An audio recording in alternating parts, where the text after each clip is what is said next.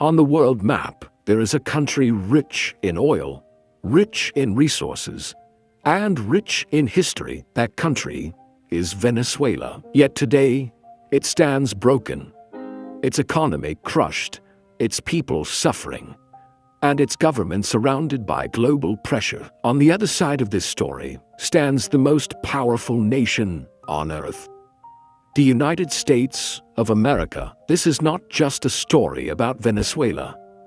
This is not just a story about Nicolas Maduro. This is a story about power. This is a story about politics. And most importantly, this is a story about double standards. Venezuela was once considered one of the wealthiest nations in South America. It possesses the largest proven oil reserves in the world, even more than Saudi Arabia. For decades, Venezuela's economy revolved around oil exports, especially to the United States. But everything began to change when a man named Hugo Chavez came to power. Chavez believed that Venezuela should not be controlled by foreign corporations. He believed that Venezuela's oil belonged to its people. This ideology directly challenged American economic interests. And that is where the tension truly began. After Hugo Chavez's death, his political successor, Nicolas Maduro, took power.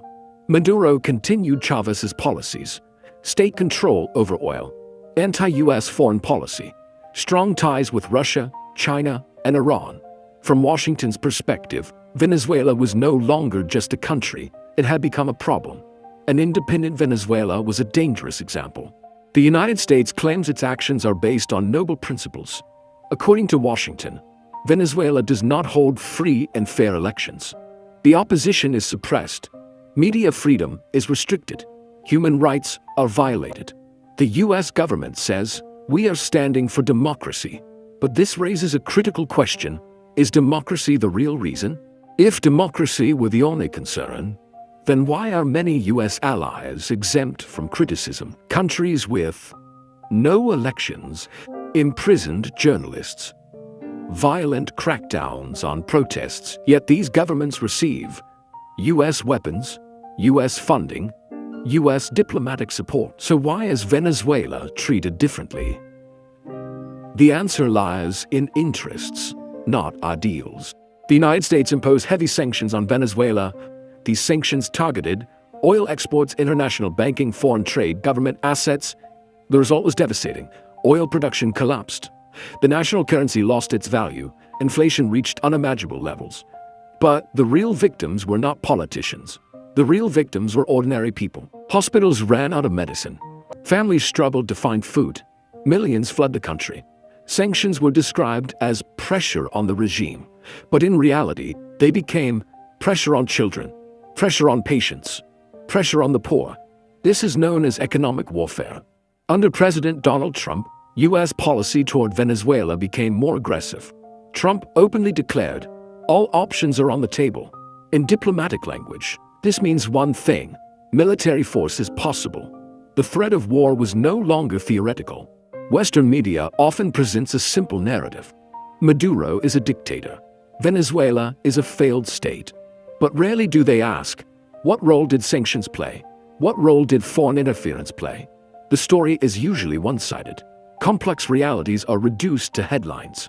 In 2019, the United States recognized Juan Guaido as Venezuela's interim president. This was unprecedented. A foreign power declared who should rule Venezuela. This was not democracy. This was regime change. Russia condemned US interference. China rejected sanctions. Iran offered support to Venezuela. The world was divided. Once again, Venezuela became a battlefield, not of soldiers, but of global power rivalry. No invasion took place. Instead, the war took other forms. Economic blockades, cyber operations, political destabilization, psychological warfare. This is called hybrid warfare. It is quieter than bombs, but often more destructive. The real issue is not Maduro. The real issue is not elections. The real issue is control. What happens if Venezuela aligns fully with the US, opens its oil industry to American corporations, cuts ties with Russia and China, Would sanctions suddenly disappear? History suggests they would. Venezuela is not alone.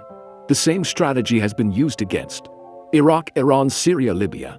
Different countries, same playbook. This is only the beginning. In the next part, we will uncover allegations of Maduro's arrest, CIA involvement, claims, oil politics behind the scenes, the future of Venezuela, and the possibility of war. In recent years, headlines have repeatedly claimed that Nicolas Maduro could be arrested, removed, or captured. Some reports even suggested secret U.S. indictments, bounties placed on Maduro, international arrest warrants. But the key question is, why does this narrative keep appearing? In 2020, the United States announced a multi-million-dollar reward for information leading to the arrest of Nicolas Maduro. This was not symbolic. It sent a clear message. Maduro was being treated like a global criminal.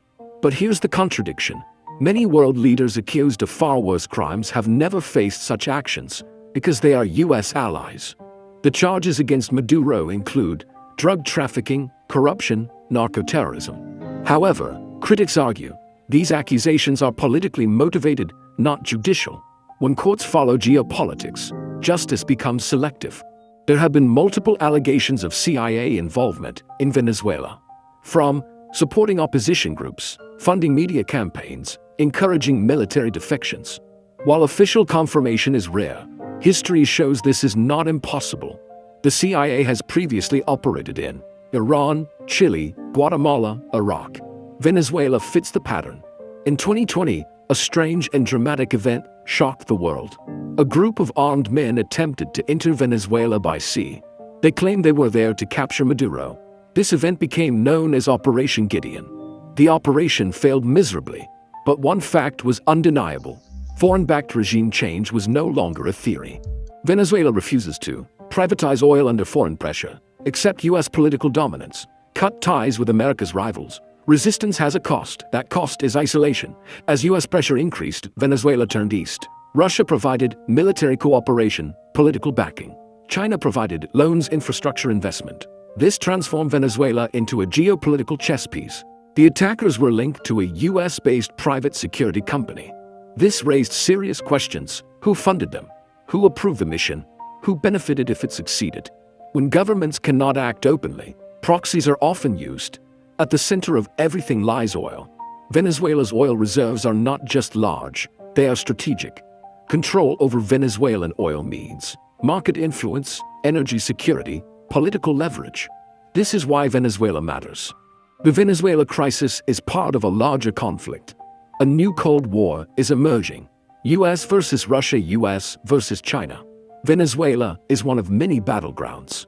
Information is weaponized. Social media campaigns, headlines, and narratives are carefully shaped. The goal is not just to inform, the goal is to influence. Lost behind politics are real people. Teachers earning nothing, doctors without supplies, children growing up in uncertainty. Sanctions do not have faces, but suffering does. Millions of Venezuelans have fled their country. They walked thousands of kilometers. They crossed borders on foot. This became one of the largest migrations in modern history. The crisis is often blamed on Maduro's socialism, corruption, but rarely discussed. Economic warfare, external pressure, sanctions. Responsibility is shared, but never equally.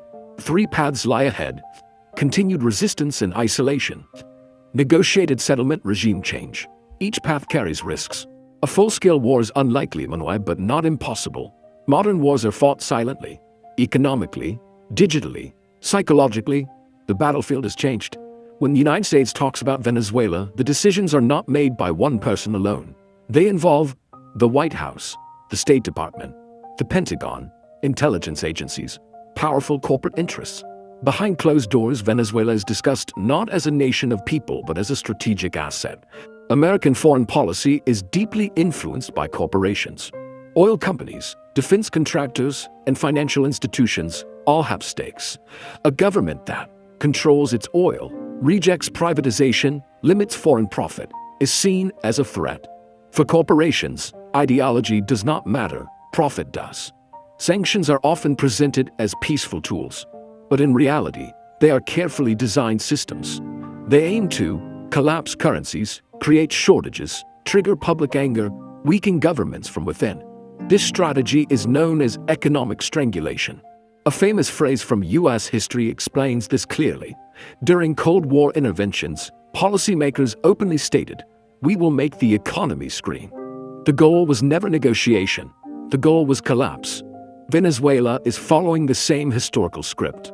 Latin America is not united on Venezuela. Some governments support US pressure. Others strongly oppose it. Countries like Mexico, Bolivia, Nicaragua have criticized sanctions. They remember history. Latin America has experienced US intervention for over a century. From Chile, Guatemala, Panama, Venezuela fits a long pattern. This history shapes regional distrust. Many nations remain quiet. Why? Because opposing the United States can lead to trade pressure, aid withdrawal, diplomatic isolation. Silence becomes survival. At the United Nations, debates continue, but resolutions often fail. Why? Because power overrides principle. Vetoes speak louder than votes. International law emphasizes sovereignty, non-interference. But enforcement depends on power. In global politics, legality often follows strength. Beyond economics, there is a psychological dimension. Constant narratives of failure, chaos, and collapse aim to destroy hope, undermine confidence, break national morale. This is warfare without weapons. Platforms become tools. Trends are shaped. Opinions are guided. Anger is amplified. Modern conflict is fought in timelines and headlines. Not all opposition is foreign-controlled. Many Venezuelans genuinely oppose Maduro. But foreign interference complicates everything. Legitimate dissent becomes entangled with external agendas. Venezuela is deeply divided. Families are divided. Communities are divided. This division weakens national unity, exactly as intended. Multiple attempts at dialogue have taken place, but negotiations often collapse because trust is absent, conditions are imposed, sanctions remain. Dialogue without fairness is not dialogue. Global oil prices influence policy. When oil prices rise, Venezuela becomes more valuable. When prices fall, pressure increases. Energy markets shape geopolitics. This question dominates policy discussions. If Maduro is removed, who replaces him? Will stability return? Will the economy recover? History suggests chaos often follows sudden regime change. Iraq and Libya were promised democracy. What they received was instability, violence, fragmentation. Venezuela risks the same fate. Venezuela is a warning. Any country that challenges dominance, controls resources, pursues independence, may face similar pressure. US dominance is being challenged. Russia, China, and others are reshaping global power. Venezuela exists at this historical turning point. The world is moving toward a decision. Cooperation or conflict, dialogue or domination. Venezuela is one chapter in a larger global story. As this story comes to an end, one truth becomes impossible to ignore. This was never only about Nicolas Maduro. This was never only about Venezuela. This was about power. In today's world, nations are not judged equally. Some write the rules. Others are forced to live under them. When a country controls its own resources, chooses its own allies, and refuses to bow to external pressure, it is no longer seen as independent. It is seen as dangerous. Venezuela became an example, not because it was perfect, but because it resisted. Sanctions replaced bonds. Media replaced missiles. Economic pressure replaced invasion. And the cost was paid not by politicians, but by ordinary people. History will one day ask a simple question: did the world act in the name of democracy or in the name of dominance? Because true justice cannot exist when laws change based on power. Venezuela's story is still being written. Its future remains uncertain, but its message is clear. This is not just Venezuela's fight. It is a warning to every nation that dares to stand alone. In a world of empires, independence has a price. And the question now is not what happens to Venezuela. The question is, who will be next?